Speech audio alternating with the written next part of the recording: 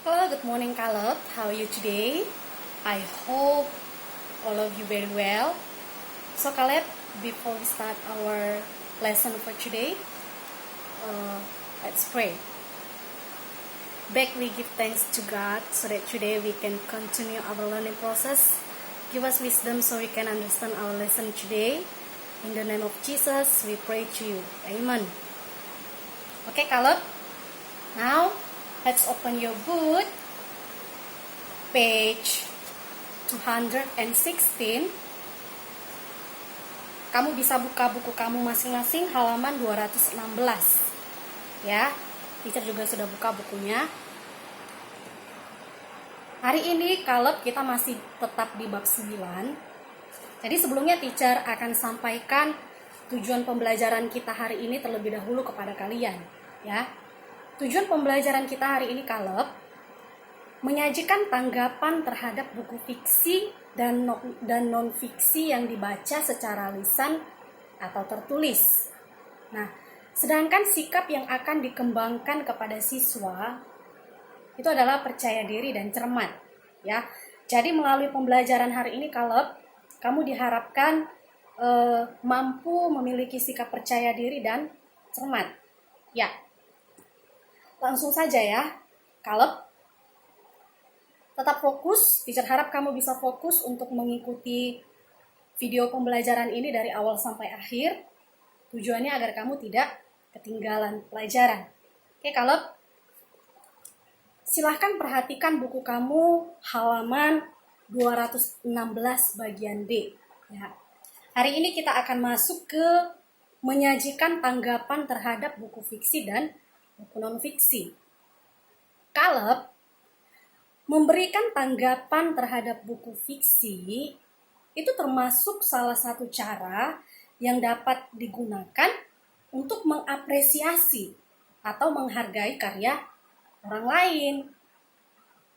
Nah, dengan memberikan tanggapan, itu sama artinya bahwa kamu sudah memberikan sumbangsi yang sangat berharga kepada sang pengarangnya. Nah, yang menjadi pertanyaannya sekarang, Caleb, hal-hal apa saja sih yang dapat ditanggapi pembaca dari sebuah buku fiksi atau buku non-fiksi, teacher? Ya, itu yang menjadi pertanyaannya. Caleb, sebagai pembaca, sebagai seorang pembaca, sebaiknya kita memiliki pemikiran yang kritis dalam mencari hal menarik atau hal yang tidak sesuai dengan pemahaman pembacanya melalui suatu teks bacaan. Ya. Hal ini berarti bahwa menanggapi suatu bacaan, berarti kita sudah memberikan penilaian yang sesuai dengan pemahaman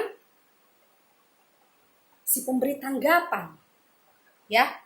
Nah, apa-apa saja hal-hal yang dapat ditanggapi oleh pembacanya, kita akan bahas satu persatu.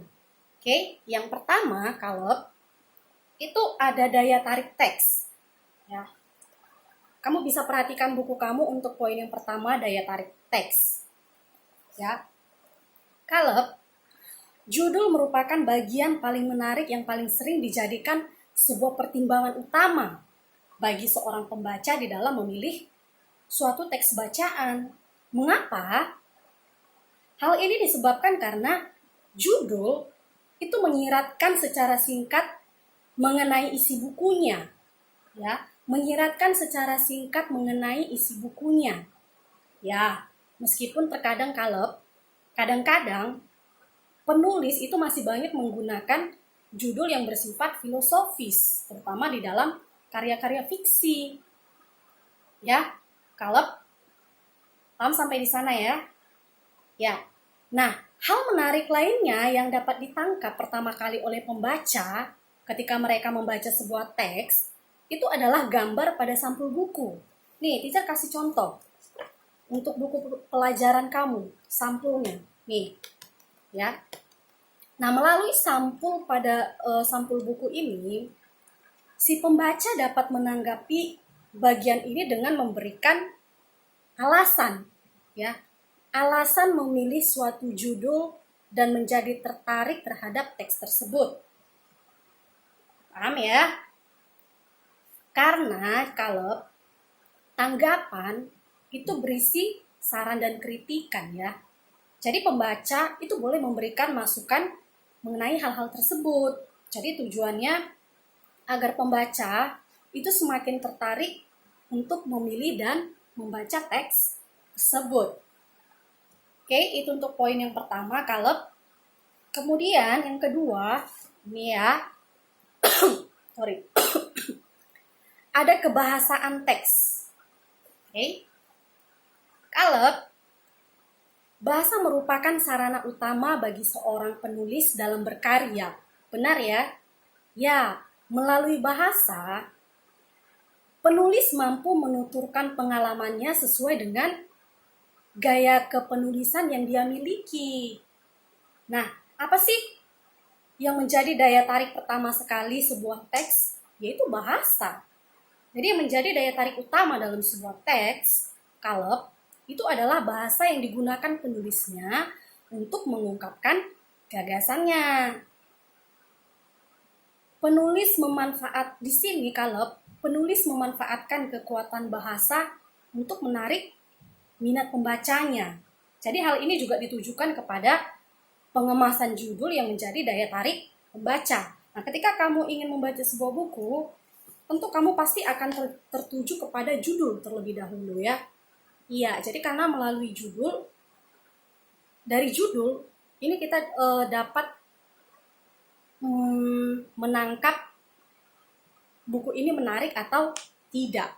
Ya, kalau itu untuk poin yang kedua. Kemudian yang ketiga, yang ini ada isi teks. Oh sorry, belum selesai ya. Kita masih di poin kedua, tadi ada yang ketinggalan, teacher belum sampaikan. Bahasa yang digunakan penulis itu dapat membuat alur teks tersebut mudah dipahami oleh pembacanya. Kalau selain itu juga dapat menumbuhkan ketertarikan tertentu kepada pembaca agar mereka terus mengikuti alur yang disajikan penulisnya. Jadi dengan demikian si pembaca itu dapat mengemukakan pendapatnya mengenai dirinya tertarik atau tidak tertarik untuk melanjutkan membaca karya tersebut ya. Yang ketiga ya, Caleb, isi teks. Caleb selain memiliki daya tarik dalam penggunaan bahasa, suatu teks juga memiliki muatan isi yang pastinya bermanfaat bagi pembacanya. Benar ya, Nak? Ya, jadi pada teks fiksi, penulis pada umumnya itu menyampaikan pesan-pesan moral yang bermakna bagi pembacanya. Melalui apa, teacher? Ya, melalui tokoh-tokoh yang berperan di dalam teksnya. Paham ya? Ya. Pesan moral tersebut biasanya disampaikan secara tersirat. Artinya tidak disampaikan secara tidak langsung ya. Tapi ingat, pesan moral yang ingin disampaikan penulis atau pengarang itu tidak boleh terkesan menggurui pembacanya. Oke. Nah, selain mengandung pesan moral, pengarang juga menyajikan konflik yang seru loh antar tokohnya, Caleb, sehingga membuat pembaca tidak bosan ketika membaca karya tersebut. Pada teks non-fiksi, penulis menuliskan gagasan dan temuannya melalui penelitian tertentu. Nantinya, penemuan ini akan diterapkan oleh manusia dalam kehidupan sehari-hari. Jadi kesimpulannya, kalau pembaca itu dapat mengemukakan pendapatnya mengenai nilai atau hal yang bermanfaat bagi dirinya.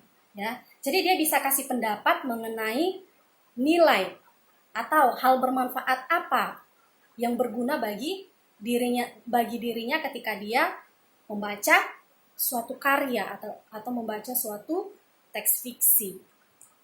Oke, Caleb, untuk hari ini kita akan mengerjakan aktivitas 7. Ini ya, nomor 2 dan 3. Nih, nomor 2 dan 3. Nomor 2 ada A dan B, kemudian kamu lanjut ke nomor 3. Ingat, kerjakan dengan menggunakan kata pengantar. Dengan tulisan yang rapi. Ya, kalau teacher rasa ini merupakan pertemuan kita terakhir kita untuk semester ini. Jadi, untuk semester ini pembelajaran kita untuk materi sebenarnya sudah selesai sampai di sini hari ini.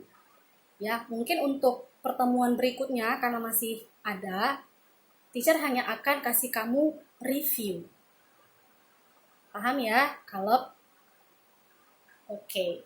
Ya, Caleb, I think that's all my explanation for today.